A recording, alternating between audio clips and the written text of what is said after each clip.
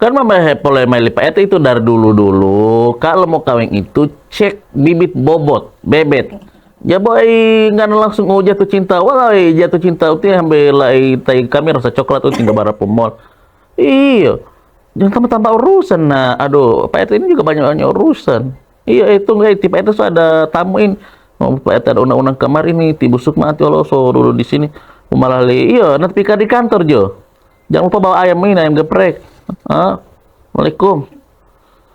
Ibu Sukma, Masya Allah, belum apa ini di PT masih ada ini warga ini yang nggak ada bak urus ini. Aku langsung gain pas ini itu ayam geprek itu. Oh, Ibu lo mau?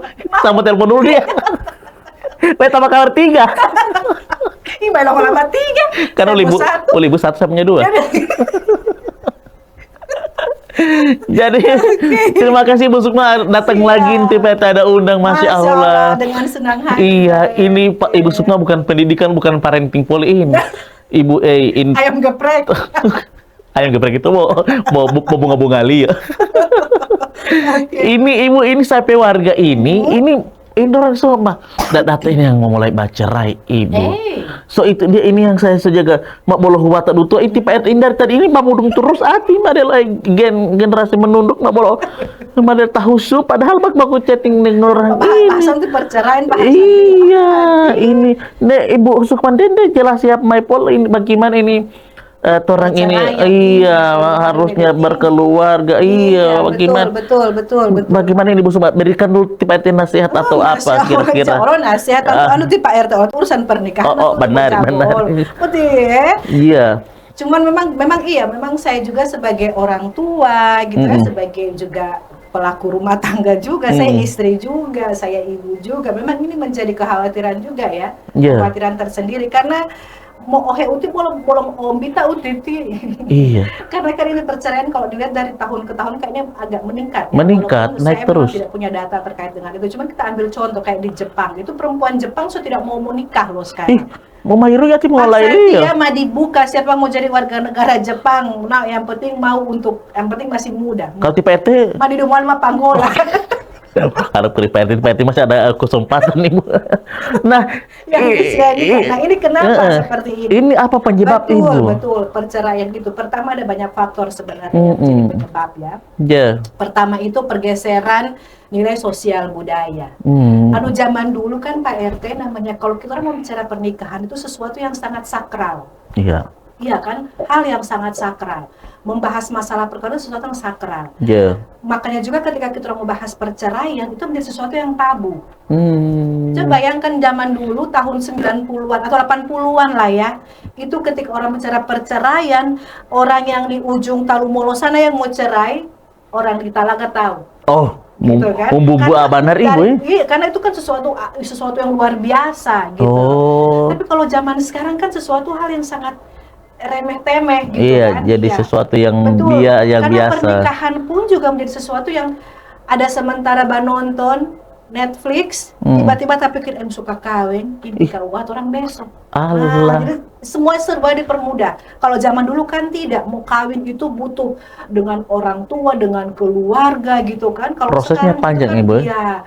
Orang tua itu pun melibatkan melibatkan tante-tante, melibatkan sepupu-sepupu orang tua untuk memutuskan untuk menikah. Kalau sekarang kan tidak. Keputusan berdua, mau suka, semua suka kawin, orang tua ya udah ayo gitu. Daripada lari kos mulia mau. Ya, gitu. Ini kan sebenarnya bagian dari pergeseran nilai sosial budaya tadi. Jadi artinya perkawinan itu sudah bukan sesuatu yang sakral, gitu loh. Kemudian yang kedua, pergeseran terkait dengan gender, kesetaraan gender. Kesetaraan gender ini kan menyebabkan sekarang banyak kaum perempuan yang sangat mandiri.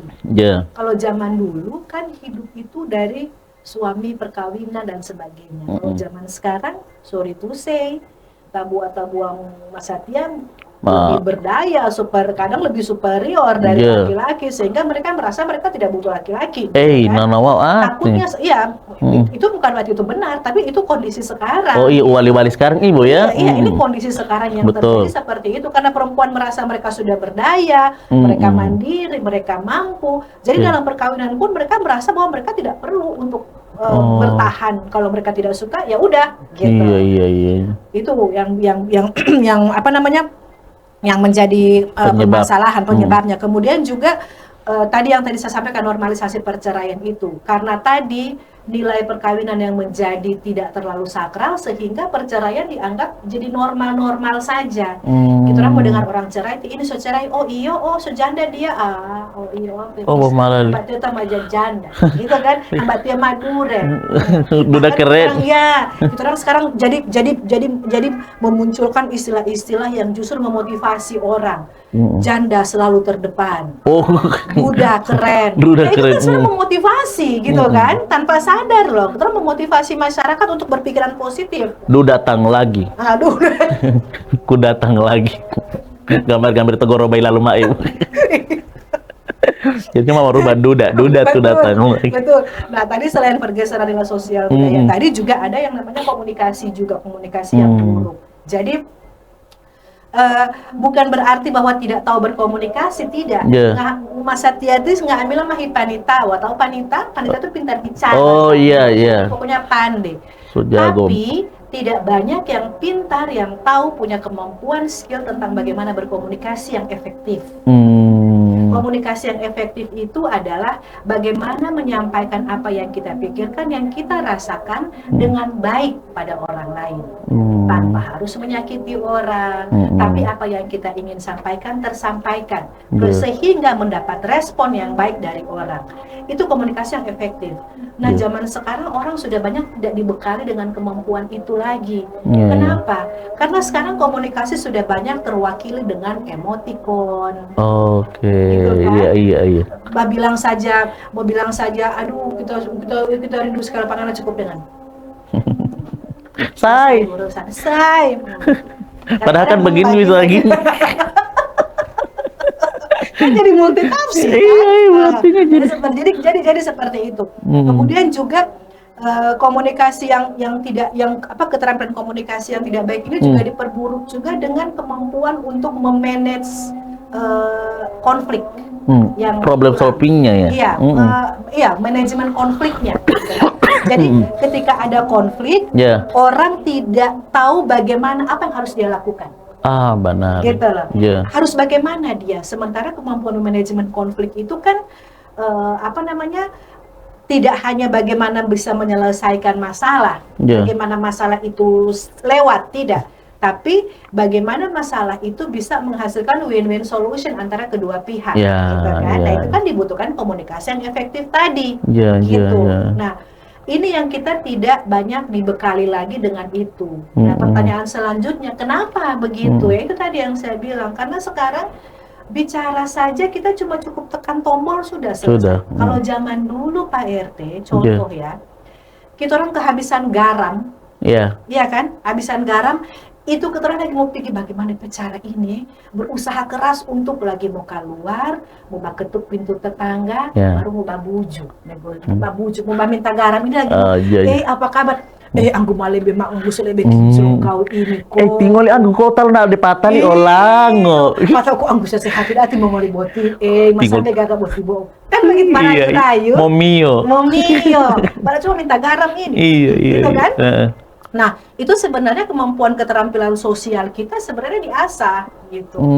Kalau sekarang garam habis kan tombol, Grab datang, garam selesai. Assalamualaikum. Salam. Beli baju. Ini kalau semua lebaran begini kan orang hinano atau senggol. Disenggol itu keterampilan sosialnya terasah loh. Dengan batawar, berapa ini om? 5.000. Ala uti masakan 5.000 om. Saya hindari isi muka mari ini lagi basewa auto. 3.000 saja uti. Udah gue berpikiran gila dari om buti mau sewa auto. Tapi kan momi, keterampilan sosial. Zaman sekarang tidak. Mbak mau tekan keranjang kuning, cari mana yang ada diskon ongkos kirim tidak. Jadi kemampuan komunikasi semakin tidak terasah. Dan ketika kita orang misalnya berhadapan dengan tetangga yang tidak memberikan garam, iya kita ke garam ini so habis tinggal sadiki. Itu kan konflik kan.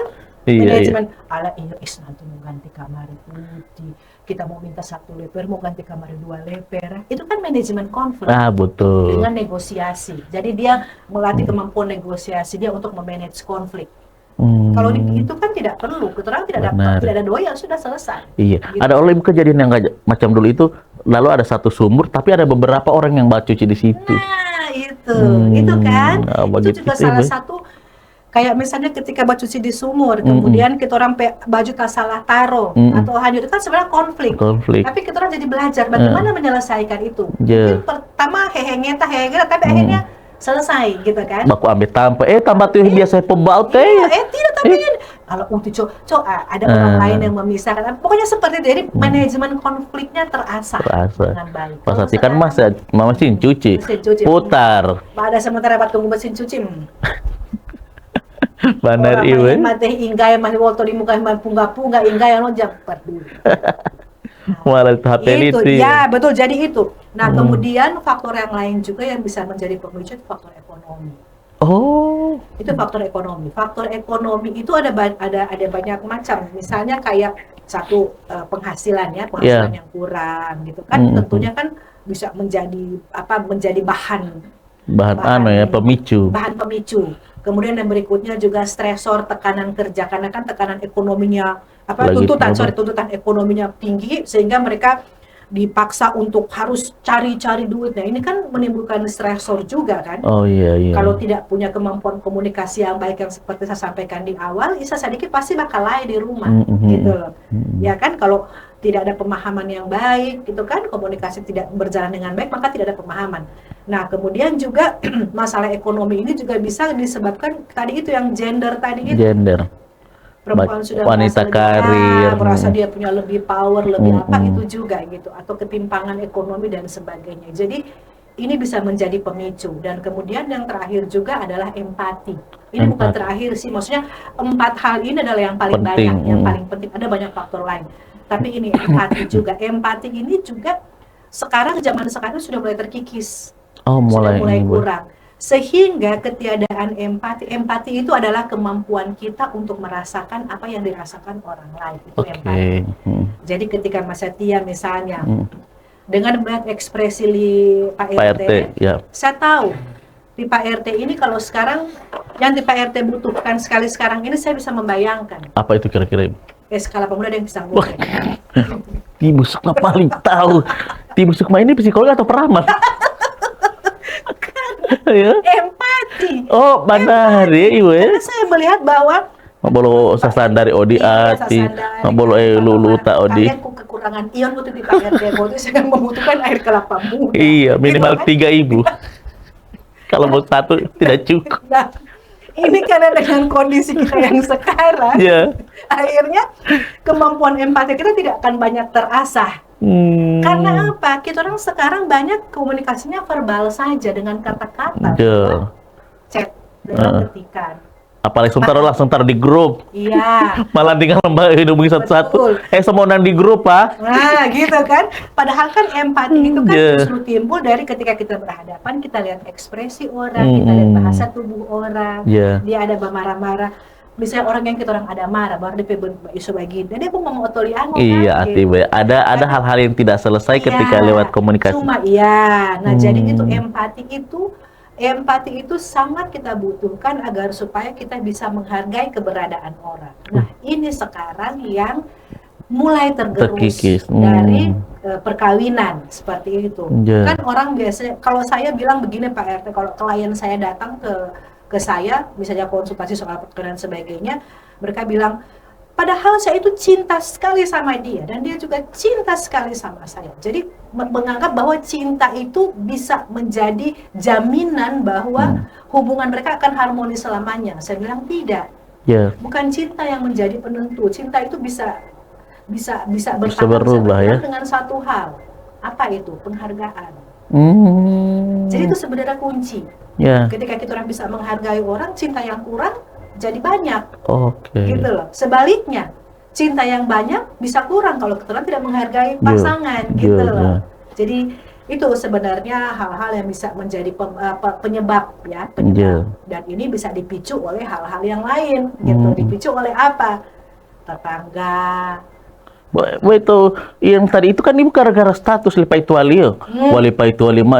Aku bisa merencanakan dengan aku tidak bisa merencanakan dengan siapa aku jatuh cinta, tapi aku bisa merencanakan dengan siapa aku menikah.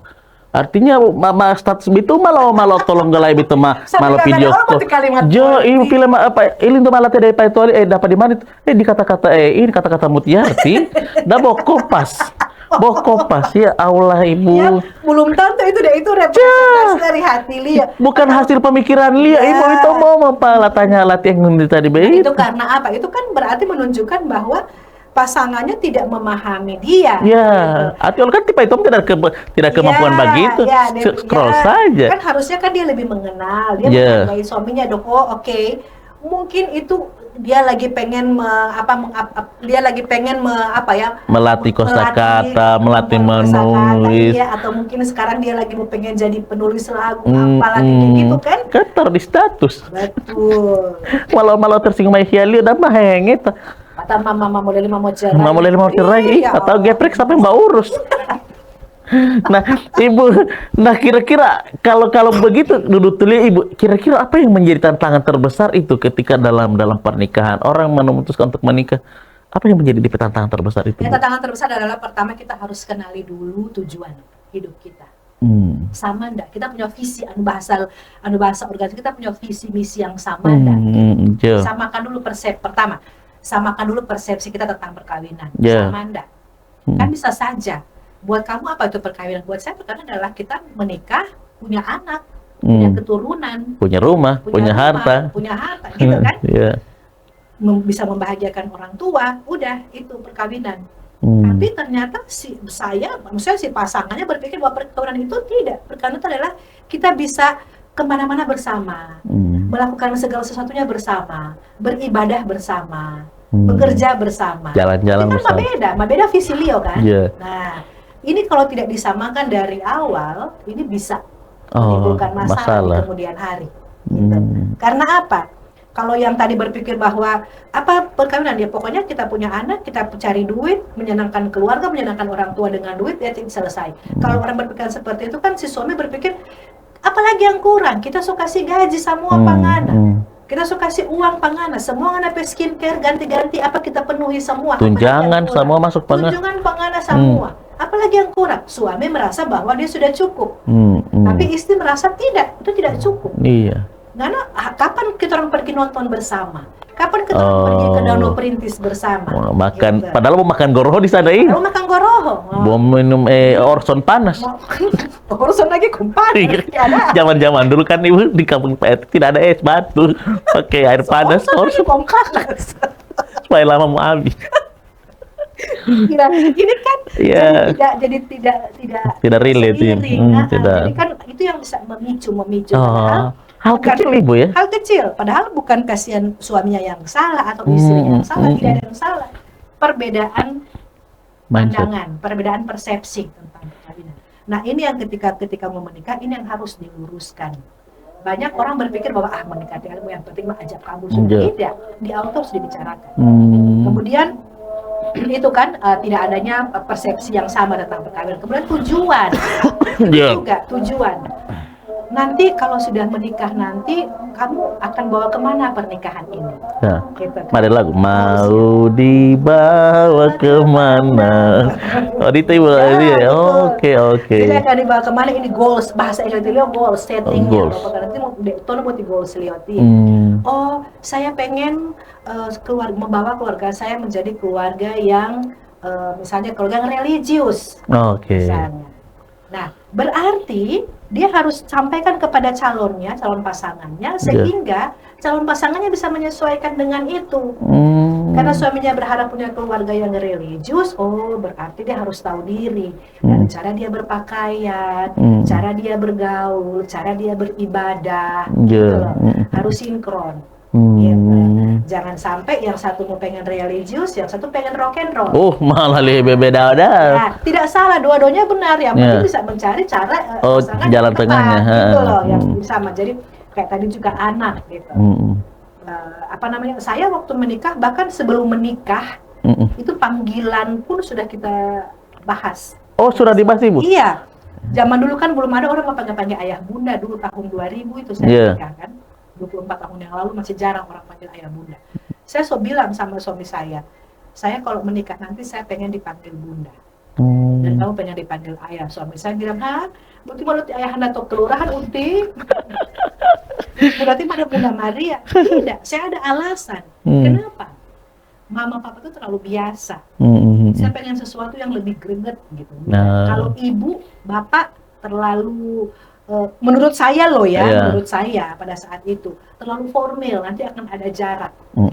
Jadi pokoknya saya punya alasan yang saya sampaikan ke suami saya, sampai akhirnya suami saya setuju.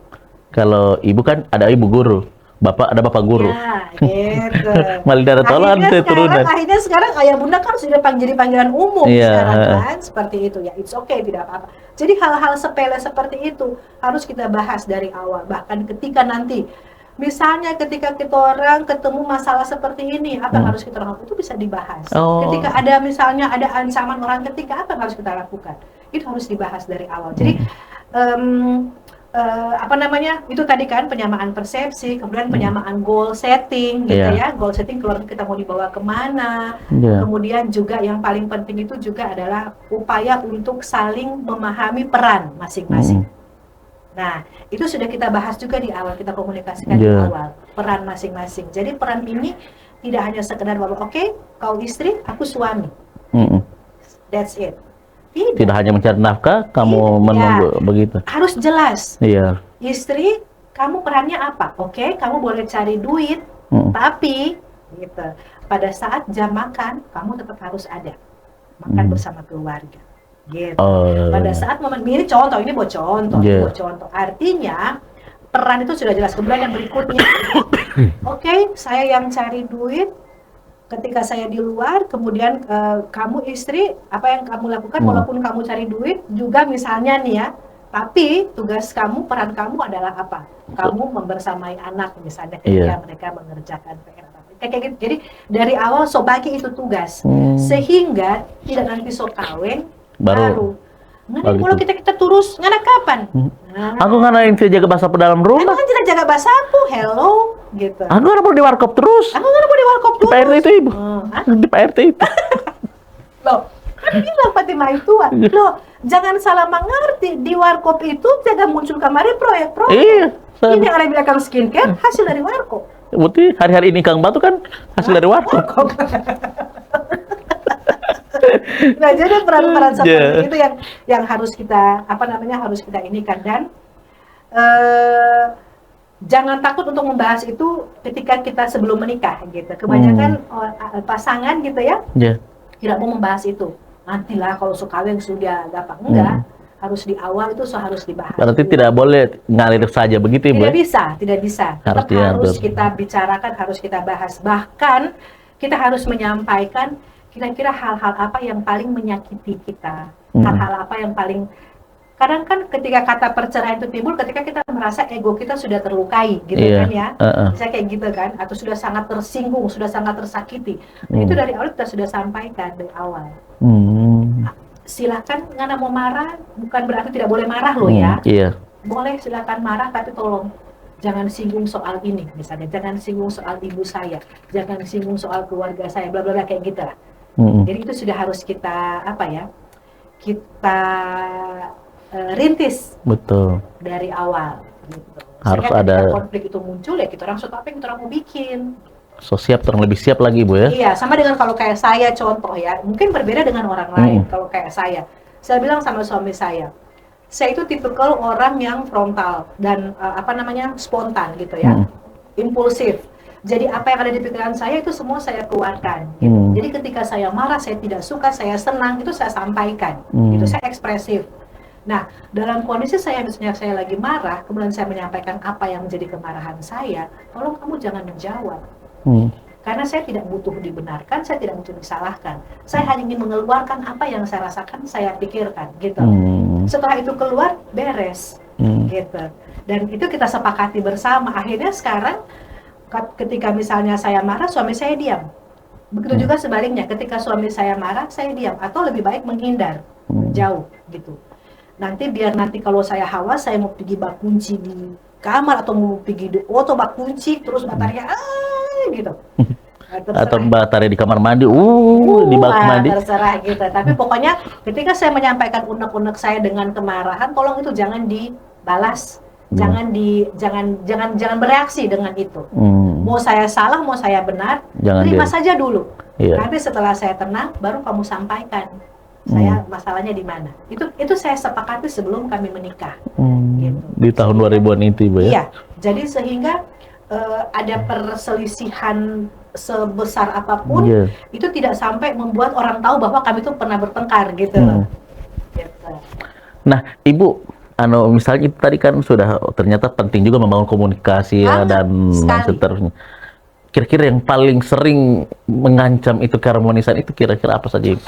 Hal-hal yang sangat mengancam. Yang paling sering mengancam keharmonisan itu lebih kepada itu tadi, tidak ada penghargaan, tidak ada pemahaman.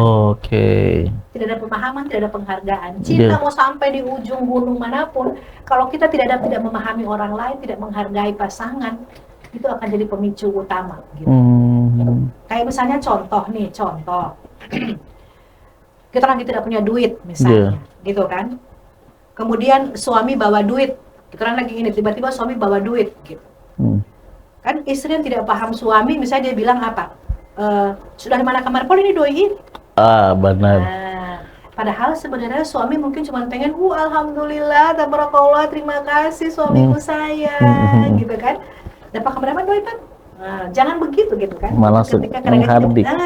Tidak merasa dihargai, tidak ada penghargaan. Hal sepele seperti itu sebenarnya. Itu yang sering, dan itu internal, Ibu ya, justru itu internal. Dan itu kadang-kadang kalau kita tidak latih itu kan jadi itu berkait dengan pola asuh juga. Jadi ketika kita kecil terbiasa dengan cara berkomunikasi seperti itu, kita pikir itulah yang sudah tepat. Kita tidak memahami pasangan, ternyata kalau pasangan kita dibesarkan dengan cara komunikasi yang berbeda. Gitu. Sehingga kita harus adaptasi dengan itu gitu. Iya, tinggal menyesuaikan aja, Ibu ya. Iya. Benar. Gitu. Nah, Ibu, karena memang alhamdulillah ini sudah mulai reda juga ini saya pikiran, insya Allah juga walaupun geprek belum jadi datang ini, insya Allah digantikan dengan kelapa muda. Digantikan dengan kelapa muda dan insya Allah ya korson panas tidak ada. Jadi ada korson panas ini. Saya merasa lega ini. Yang jelas ini Ibu Sukma sudah datang berbagi dan insya Allah ini akan saya sampaikan kepada semua rakyat saya, baik yang dunia nyata maupun dunia maya. Insya Allah. Sampai ditamai sampai kamat kita sambil langsung ini. Nah, tilu namanya pun saya pakai kalau baku dapat kalau dia mau. Nah, sekarang Ibu saya minta untuk closing statement supaya ini bisa lebih kuat lagi untuk ke masyarakat saya itu dulu, Ibu. Oke, baik. Terima kasih buat para suami, para istri yang sekarang entah sedang dalam kondisi yang lagi cinta-cintanya atau lagi dalam kondisi yang lagi konflik-konfliknya. Don't worry, be happy ya. Dan satu hal yang perlu kita ingat adalah bahwa tidak terlalu susah sebenarnya untuk memelihara hubungan yang harmonis itu. Cukup dengan kita sedikit menurunkan ego kita agar supaya kita bisa memahami orang lain, kita bisa memahami pasangan kita. Cinta itu penting, tapi dia tidak menjadi alasan harmonis, bertahannya keharmonisan hubungan kita. Yang paling penting yang perlu kita ingat adalah bagaimana kita bisa memahami orang dan bisa menghargai, memberikan penghargaan yang tepat kepada orang yang kita cintai. Kira-kira itu dari saya, semoga bermanfaat. Amin. Terima kasih, Ibu. Insya Allah Ibu saya doakan sehat-hati supaya ketika tipe ada permasalahan-permasalahan besar begini, Ibu semua orang yang paling utama saya akan hubungi. Siap, dengan senang hati. Allah, insya Allah. Pak RT juga sehat-sehat terus. Amin, insya Allah, Ibu. Salam buat Tante Molly, Pak RT. Iya, buat Tante Molly itu. Insya Allah ini juga. Andalan ya. Insya Allah menjadi referensi juga untuk semua warga Lipa RT dimanapun Anda berada. Dengarkan, kalau memang tidak mau dapetin Pak RT, langsung dari Ibu Sukma, karena kerjain Pak RT tidak ada solusi. Terima kasih. Assalamualaikum warahmatullahi wabarakatuh. Waalaikumsalam warahmatullahi wabarakatuh.